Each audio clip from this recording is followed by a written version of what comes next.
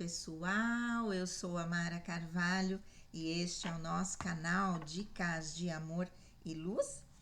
Gente, mil perdões pela ausência, muitas coisas foram acontecendo, tive aí alguns probleminhas de saúde que me fizeram ficar mais quietinha, né? E tantas coisas de trabalho e do estudo que eu tinha que dar uma acelerada, né? Comecei o meu curso de pós-graduação depois, 2 meses depois, e aí fiquei com 2 meses a menos para fazer, para terminar, né? Muita matéria, muita coisa, muita pesquisa, e tô completamente realizada com o meu curso de pós-graduação em neurociência, além de toda a minha pesquisa em paralelo na área da neurodivergência, e sinal que eu tô no caminho certo. 6 pacientes novos autistas que vem chegando do nada. Não estou fazendo propaganda nenhuma, que estou sendo especialista em neurodivergência nesse momento.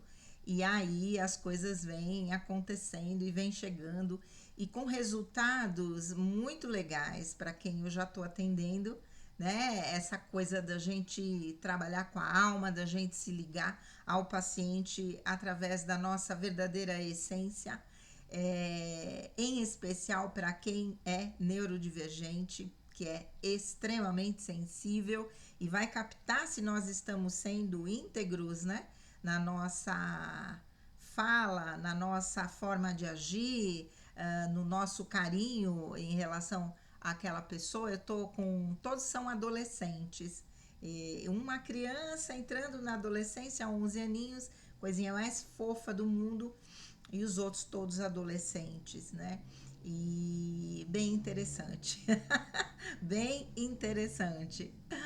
E então eu acabei ficando esse tempo todo sem gravar. Peço mil perdões, né? Eu não tenho como a minha atividade principal, o canal, vocês já sabem, né? Então falhei nesse período com vocês. Vamos lá.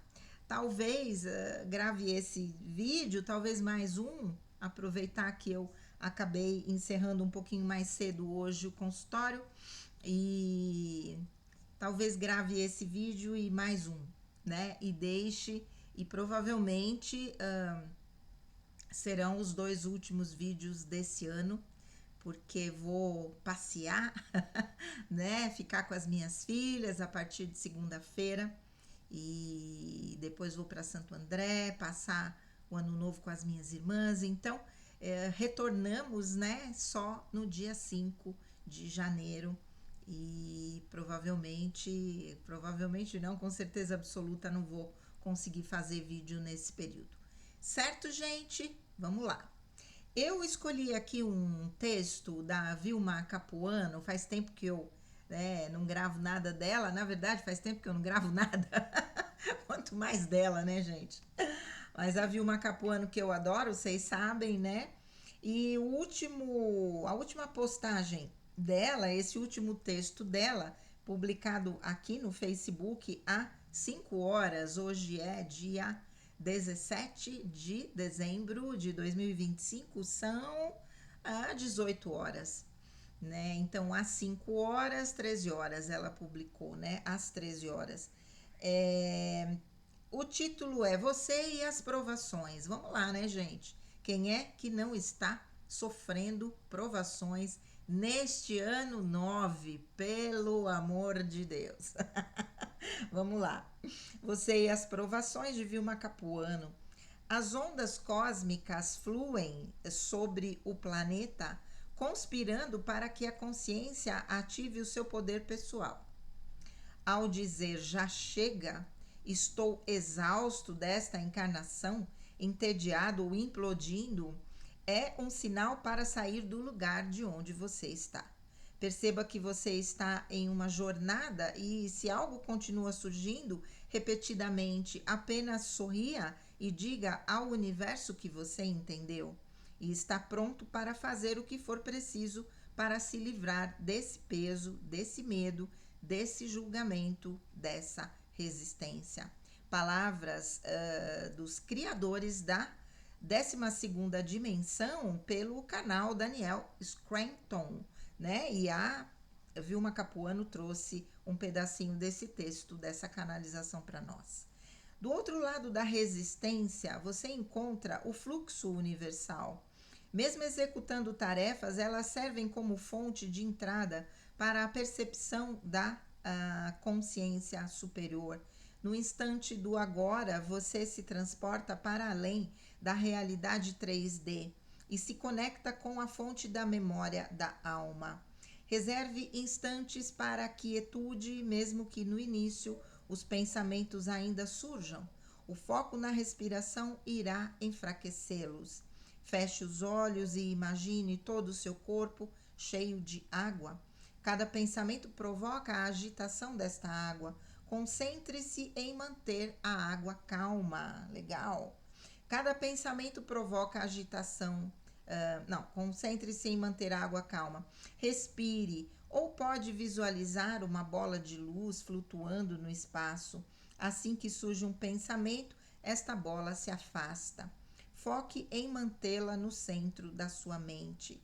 Neste espaço silencioso, você remove o caos por escolha para reencontrar a paz que está ali à espera de ser tocada, assim como a inteligência divina. Como um homem pensa em seu coração, assim ele é. Aproveite para pedir ajuda aos seres dos reinos superiores para liberar o que faz doer e travar sua vida numa pausa para conquistar a transparência do brilho da sua essência. A declaração da assinatura vibratória da sua presença: este é quem eu sou, enquanto silenciosamente guia outros em direção à presença deles. Compreenda que a chave da superação não está na história repetida pelo ego, mas sim o caminho pelo qual você escolhe experimentá-la. É a perspectiva que oferece a passagem boa ou a intolerável nesta fase. Você é e contém a vastidão e energia do universo. Desperte para isso e o ego deixa de controlar, voltando a ser apenas uma ferramenta da consciência. Richard Young, palavras de Richard Young. Há maneiras de interromper o diálogo interno enquanto você constrói a tecelagem da sua integridade espiritual. Todos os traumas são registrados na mente sem a consciência da respiração que vem do coração. A respiração é o portal entre a dimensão física e a multidimensional, abrindo a trilha para o despertar e integração de energias elevadas. Inspire e expire, de preferência pela boca, a cada hora. Você se torna a respiração e descobre o infinito refletido em seu ser. Palavras de Yogananda, que eu adoro. A sua luz torna-se respiração. As partículas plasmadas mudam o DNA, o metabolismo, para responderem à inteligência comandada pelo espírito. Viver em integridade é tomar consciência de seu poder, tornando-se testemunha dos tempos e em prontidão para fortalecer-se energeticamente, nutrido no turbilhão do autoconhecimento, ganhando valentia para entrar no espaço da lembrança e acessar o estado da neutralidade e da paz. Palavras da Vilma Capuano. Vamos lá, né? Nem vou me ater exatamente ao texto, mas, gente, esse ano foi um ano de muitas provações, né? Muitas provações para todo mundo. Eu falo sempre, a temática dos pacientes me revela aquilo que está acontecendo de uma forma meio coletiva. E esse ano foi um ano em que houve a necessidade dos pacientes se aprofundarem completamente nas suas sombras, né? Muitas coisas vieram à tona, e falo isso inclusive por mim também, e em que a gente teve que mergulhar muito profundamente para poder encontrar o equilíbrio entre a luz e a sombra, não é? E mergulhar nesses temas que são muitas vezes trazidos de outras vidas e que vão permeando a nossa vida ao longo de toda essa trajetória da encarnação presente e que às vezes a gente vai empurrando com a barriga, vamos deixando para resolver isso, depois eu resolvo, depois eu vejo, agora eu não quero ver, agora eu não quero falar, agora, né, eu vou fugir da situação. Mas parece que este ano as conjunções fizeram com que tudo viesse à tona. E não adianta você querer fugir. Ok, você quer fugir? Aquilo vai vir lá na frente. Será que vai dar tempo da gente acompanhar a Terra ou não? Não é? Tem essa questão. Quem está despertando sabe, ou a gente corre ou a gente fica para trás, não é? Então, o objetivo é que a gente mergulhe, sim, em tudo aquilo que está sendo trazido, que vem vindo à tona. Quando você vê, você está pensando, você está recordando, você está tendo um sonho. Situações aparecem em que você tem que se colocar de uma forma mais firme, estabelecendo os seus limites, coisa que era muito difícil até então, né? Ou os limites frágeis por uma hiperempatia com o outro, e eu, como fico? E a empatia comigo mesma, comigo mesmo, como é que fica, não é? Então eu vou dar sempre preferência para a necessidade do outro e as minhas próprias necessidades, como é que ficam, né? Este foi o ano em que eu posso dizer com certeza absoluta que eu fiquei mais racional. E já não era sem tempo, não é? Porque a gente viver na emoção o tempo todo, no sentimento o tempo todo, na empatia o tempo todo, na sensibilidade o tempo todo, meu Deus do céu, que difícil que é, que desafiador que é, e quantas pessoas vivem essa vida dessa forma e nem sabem o que está acontecendo. E me embrenhar no tema da neurodivergência fez com que eu me reconhecesse como neurodivergente e entendesse muito daquilo que eu sinto, como a sobrecarga sensorial, como a necessidade no final do dia de ficar quietinha. Eu não quero ninguém, não quero barulho, não quero nada, quero ficar quieta, repondo as minhas baterias para que no dia seguinte eu possa trabalhar e dar o meu melhor para os meus pacientes. E assim a gente vai se reconhecendo como ser, não é? Com características que muitas vezes não são características comuns, apesar de que eu diria que hoje talvez a neurodivergência seja o item que mostra que a humanidade está mudando, porque a gente vê inúmeros casos de pessoas neurodivergentes sem ter diagnóstico nenhum.